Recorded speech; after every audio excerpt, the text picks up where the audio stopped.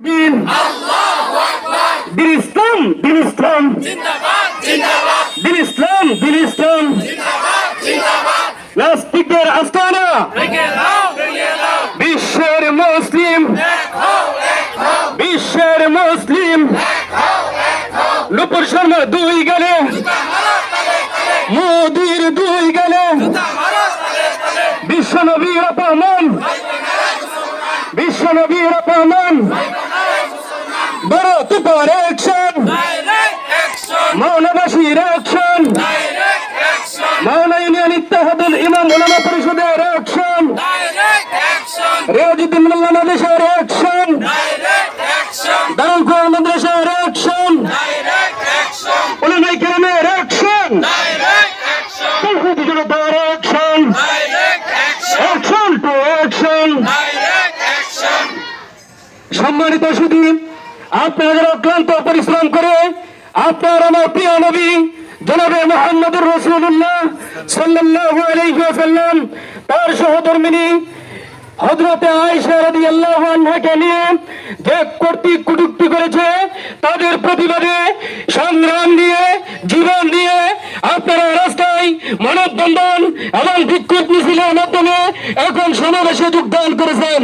সেই জন্য ইমানি আকীদা আপনাদের বৃদ্ধি পেয়েছে, কথা সবাই বলেন ঠিক কিনা?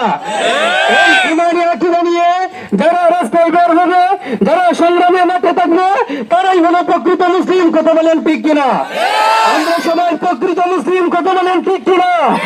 আজকে যাদের মুখ বন্ধ থাকবে আমরা মনে করবো তারা হলো মুনাফিক, মুসলিম নয়, কথা বলেন ঠিক কিনা? আজকে যাদেরকে আল্লাহ তাআলা এই গোটা দুনিয়ার জন্য রহমত করে প্রেরণ করেছেন তাকে নিয়ে কথা বলবে আর আমরা চুপ থাকবো, তা কখনো হতে পারে না। সম্মানিত সুধী, এখন আপনাদের সামনে সংক্ষিপ্ত ভাবে কথা বলবেন হাফেজ মোহাম্মদ মঞ্জুরুল ইসলাম মোহতামিম দারুল কোরআন মাদ্রাসা।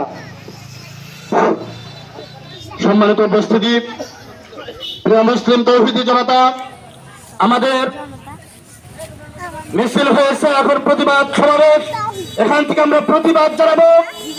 এই প্রতিবাদ সমাবেশের সভাপতিত্ব করবেন ভারতপাত বাইতুল নূর কেন্দ্র জামে মসজিদের সম্মানিত সভাপতি আলহাজ হাফেজ তোফাজ্জল হোসেন মোল্লা।